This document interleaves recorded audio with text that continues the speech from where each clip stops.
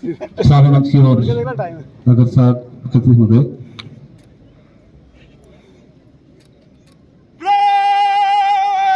राष्ट्रीय स्कूल इस्लामी शस्त्र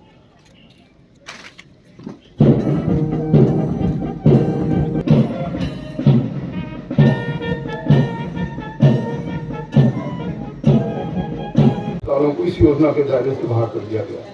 इस योजना को बंद नहीं किया गया। ये अंडरस्टैंड करने की बात है। इस योजना को बंद नहीं किया गया है। मैं जोर जोर से कहना चाहता हूँ, हाँ, सभी सरकारी स्वास्थ्य संस्थानों में इस योजना का लाभ मिलता रहेगा। प्राइवेट अस्पतालों में डायलिसिस की सुविधा को भी जारी रखा गया है।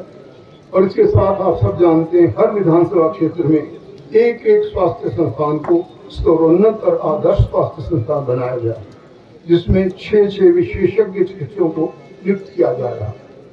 अभी तक लगभग 38 ऐसे हॉस्पिटल हैं जहां 3 विशेषज्ञ गए हैं, और अभी हमने हाल ही में लगभग 220 डॉक्टर और रिक्रूट करने का जो फैसला लिया है, उसके अधीन ये विशेषज्ञ भी वहां पहुंच जाएंगे अगले कुछ महीनों में।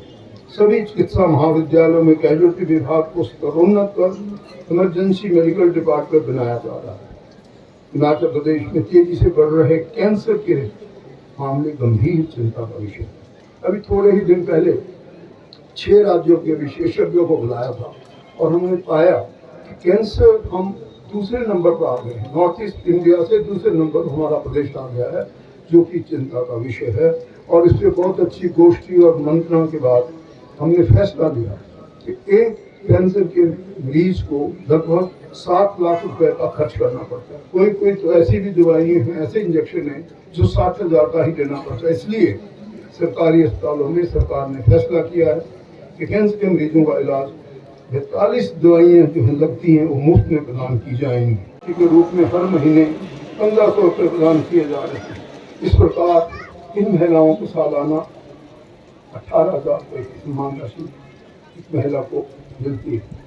इसके अलावा पूर्व में अन्य पेंशन योजनाओं से लाभान्वित हो रही लगभग 2,37,000 महिलाओं को भी इस योजना के दायरे में लाकर उनकी मासिक पेंशन को बढ़ाकर 1,500 कर दिया गया है।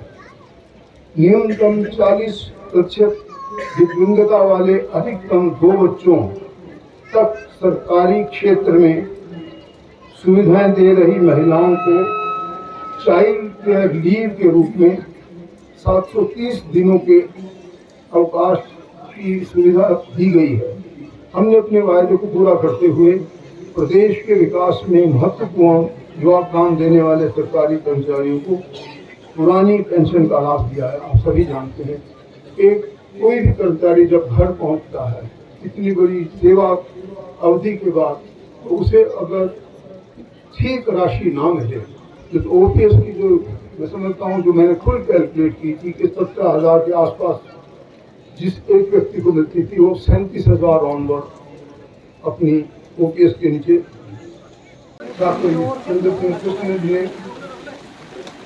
पहले ही दिन शपथ लेने के बाद ये निर्णय किया था तो बेसहारा बच्चों के लिए जितना भी कुछ हो सके करेंगे, और उन्होंने कर भी दिखाया।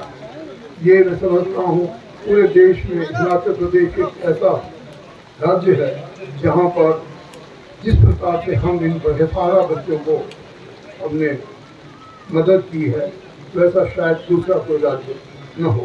इस छोटी सी अवधि में पूरा करने का वादा निभाया है। हिमाचल प्रदेश कर्मचारी चयन आयोग ने युवाओं के भविष्य के साथ हो रहे खिलवाड़ को देखते हुए हमारी सरकार ने इस आयोग को बंद कर भर्तियों में पारदर्शिता सुनिश्चित करने के लिए हिमाचल प्रदेश राज्य चयन आयोग खोला है। भाइयों और बहनों, पिछले वर्ष की तरह इस बरसात में भी आपने देखा 2-3 स्थानों पर बहुत बड़ा नुकसान हुआ। बहुत से बहुमूल्य जीवन प्राकृतिक आपदा में खोए हैं, जिन्हें मैं श्रद्धांजलि अर्पित करता हूँ। और मैं विश्वास दिलाता हूँ कि दुख की घड़ी में हम आपदा प्रभावित के साथ कंधे से कंधा मिलाकर खड़े हैं। बहुत ही सुंदर और वेरी इंप्रेसिव परेड आई वैसे, जिसका आयोजन हमारे डीसी साहब, एसपी साहब और सभी पुलिस के सीनियर ऑफिसर और अधिकारियों ने किया, और सभी लोगों ने इसमें अच्छा भाग लिया, खासकर के परेड कमांडर से मनोज चौधरी जो did a wonderful job. उनको बहुत बहुत शाबाश, well done. How lucky is this वीर भूमि, जहाँ देखो बड़े तरीके से अच्छे तरीके से परेड का निर्वहन हुआ। और अब इंद्र देवता चाहे तो अगर उग्र रूप भी धारण करने की कोई बात नहीं। देशवासियों को इस 75वें स्वतंत्रता दिवस की हार्दिक शुभकामनाएं देता हूँ। कई वर्षों के कड़े संघर्ष और अनगिनत बलिदानों के फलस्वरूप 15 अगस्त 1947 को हमारा देश गुलामी की बीड़ियों से आज़ाद हुआ और हम आज़ाद मुल्क कहलाने लगे। इस पावन अवसर सबसे पहले हम उन महानायकों को श्रद्धांजलि अर्पित करते हैं जिन्होंने देश की आज़ादी के लिए अपने प्राणों की आहुति दी। हम उन वीर जवानों को श्रद्धा सुमन अर्पित करते हैं जिन्होंने देश की सीमाओं की रक्षा और आतंकवाद के खिलाफ लड़ाई में अपने प्राण न्यौछावर किए। हिमाचल प्रदेश में भी आज़ादी के आंदोलन और देश की सीमाओं की रक्षा में हमेशा सर्वोच्च बलिदान दिए हैं और इनमें विभिन्न हमारे सपूतों ने अमर वाली गाथाएं लिखी हैं।